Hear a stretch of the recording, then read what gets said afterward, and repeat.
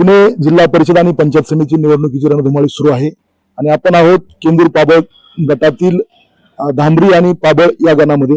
या ठिकाणी मोठ्या प्रमाणात राष्ट्रवादी काँग्रेस पक्षाचे उमेदवार प्रचार घराघरामध्ये जाऊन करत आहेत, शेतावाड्यावर जाऊन प्रचार करत आहेत।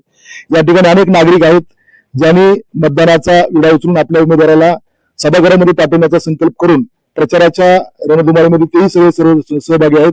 आपण नागरिकांशी आता या ठिकाणी चर्चा करणार आहोत की आता तुमच्या धांबरी आणि पाबळ गणाची निवडणूक सुरू आहे, तर आपला सर्वात आवडता उमेदवार कोण आहे? सगळ्यात महत्वाचं म्हणजे आमच्या काकी, कारण काकींचं जे सांगायचं म्हणलं तर त्या महिलांना खूप सपोर्ट करतात आणि आम्हाला आनंद होतो की एवढ्या म्हणजे सगळ्या महिला मिळून एक महिला उमेदवार उभी राहते, तेव्हा मग आम्हाला सगळ्यांना आनंद होतो। आणि काकींमुळे ना आमच्या गावामध्ये खूप हे झालेले, खूप कामं केलेली, त्यांनी महिलांना सुख दुःखात त्यांनी सहभाग घेतलेला आहे आणि आम्हाला तर आनंदच होणार आहे। काकी निवडून येणारच हे आम्हाला सगळ्यांना माहितीच आहे। ताई, आता यांनी काकींचा उल्लेख केला, तर त्या काकींचं काम तुम्हाला काय सांगता येईल का? काकींचं काम 95% काकी सारखं काम कोणीच नाही आमच्या इथं करू शकत। म्हणजे कुठल्या याला कोणी गरीब येऊ श्रीमंत येऊ, गरीबाच्या महिलांना तर लईच सपोर्ट येते आमच्या आख्या घराचाच, सभापती साहेबांचा, काकींचा, सगळ्यांचाच। रमेश फणसे 2005 ते 2010 पर्यंत मी सरपंच होते जातेगाव बुद्रुकचे। माझं नाव शुभांगी रमेश फणसे।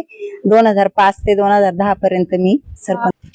मी सगळ्यात म्हणजे माझा काकी, मला हे काकी आणि प्रफुल्ल दादा शिवले यांना मी मतदार देणार। आमच्यासाठी म्हणजे असं केलेलं आहे काम विमा, आमच्या गावात भरपूर कामं केलेली काकींनी, सभापती साहेबांनी। आणि 5 वर्ष मी सरपंच होते, पण ते त्यांच्यामुळेच होते मी, त्यांनीच मतदारसंघात प्रफुल्लदादा शिवले हे आहेत। त्यांनी भरपूर जणांना फार म्हातारे माणसांपर्यंत छोटी मोठी पोरं सगळ्यांनाही फार उज्जैन दाखवून आणले, त्यामुळे त्यांना आम्ही प्रचंड बहुमताने विजय करणार। त्यांनी बरेच सारी कामं केली, ते रस्त्यांची कामं, पाण्याची व्यवस्था, ओढ्यांना ह्यांना पाणी वगैरे, आम्हाला शेतासाठी पाणी लागते ते काकींनी भरपूर साऱ्या प्रमाणात, त्यांच्या सभापती साहेबांनी सुद्धा खूप प्रमाणात हे करून आम्हाला उन्हाळ्यासाठी शेतीसाठी पाणी दिलेलं आहे। एक महिला म्हणून महिलांना काय आवाहन कराल?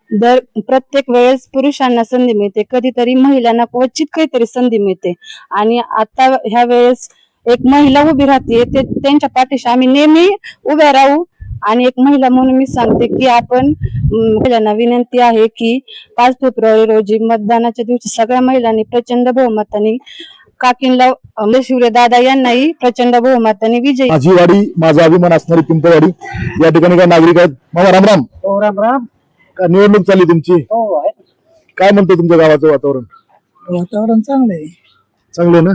काय कोण येईल निवडून? काय हो, प्रफुल्ल शिवलेची तील कोण? प्रफुल्लदादा शिवले का? प्रफुल्लदादा शिवलेच का? काय म्हणजे आता चांगलं आहे ते काय त्यांचं काम काय काय माहित तुम्हाला? म्हणजे काय कामाला चांगले आहेत, माणूस चांगला आहे। प्रफुल्लदादा शिवले म्हणतात, तुमचं काय मत आहे बाबा? आमचं मत प्रफुल्ल साहेब चांगलेच आहेत। हा ना? हो, कुणाची हवा आहे इथं? हवा कुणाची? 4 महिन्यापासून ट्रेननी सगळं उजन बिजन दाखवलेलं। प्रफुल्ल शेठचं कार्य चांगलं आहे। तुमच्या गावात हवा कुणाची? प्रफुल्ल शेठचीच आहे। हो, प्रकाश बापूची हवा आहे, त्यांचे काम आहेत ना। म्हणजे राष्ट्रवादी घड्याळ टिकटिक करणार? हो, घड्याळ मग आमचं आहेच घड्याळ, असं कसं बोलता तुम्ही?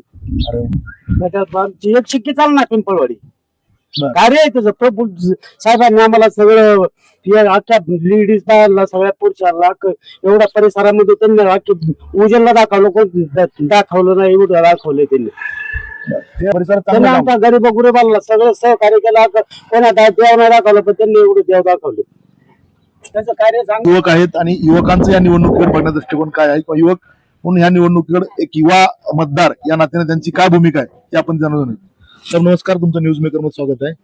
तुमच्या जिल्हा परिषद आणि पंचायत समिती निवडणूक सुरू आहे, एक युवा मतदार म्हणून आपण या निवडणूक कशी बघता? बऱ्याच वर्षानंतर आपल्या भागामध्ये निवडणूक लागलेली आहे, तर या भागाचे वर्षानुवर्षे बरेचसे असे प्रश्न होते जे आजकालच्या मागचे जे नेतृत्व होते त्यांनी फक्त आश्वासनं दिली, काही काम झालं नाही, काहीच झालं नाही।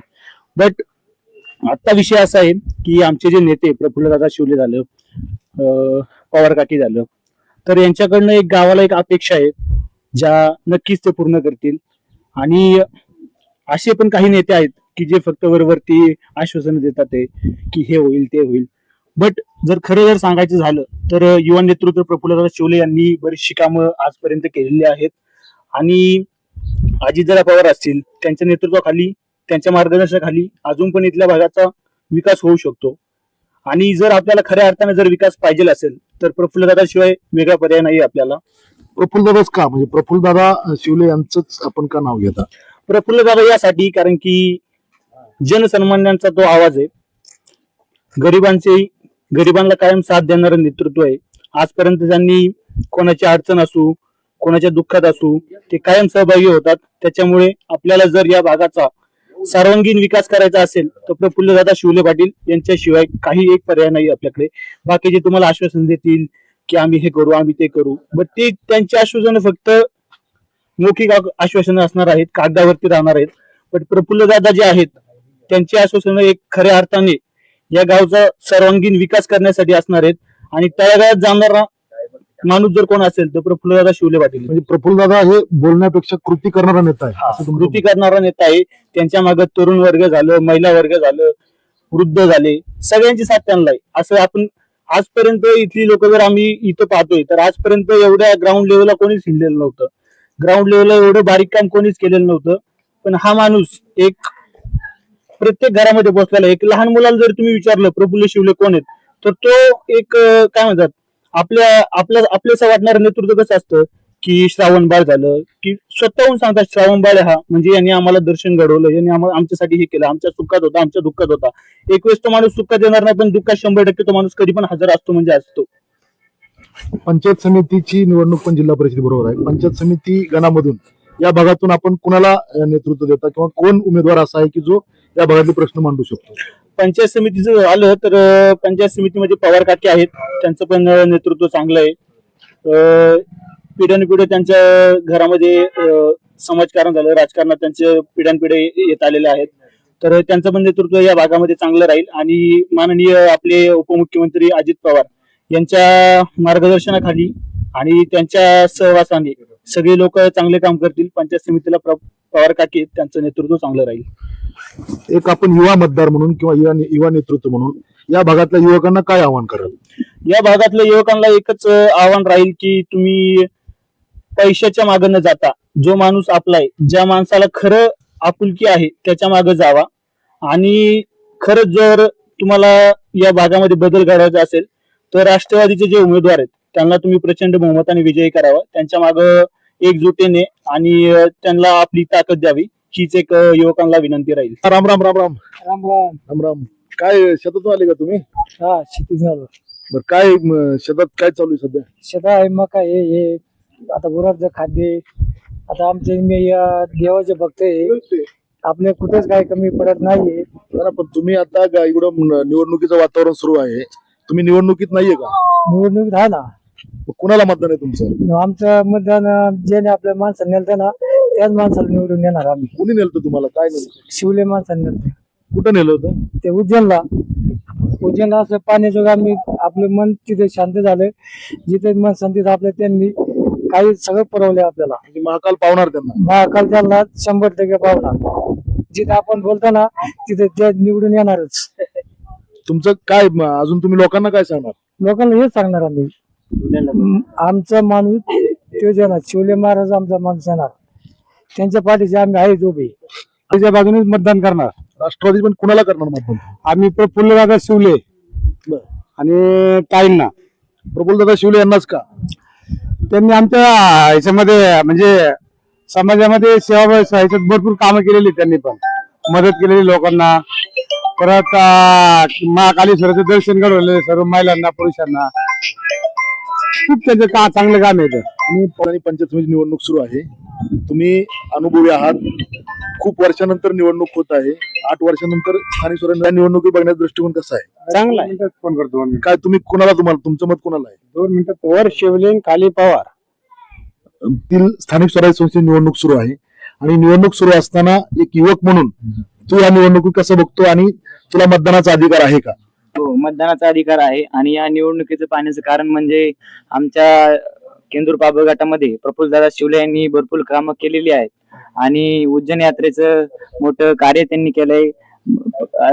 अनेक प्रकारच्या सुविधा केलेल्या आहेत. रोड हॅलोजन्स असे मुद्दे त्यांनी मांडलेत आणि कामं केलेली आहेत त्यांनी. तुला मतदानाचा अधिकार आहे. तू पहिल्यांदाच मतदान करतं का पूर्वी मतदान केलं आहे? प्रथमच मतदार आहे मी.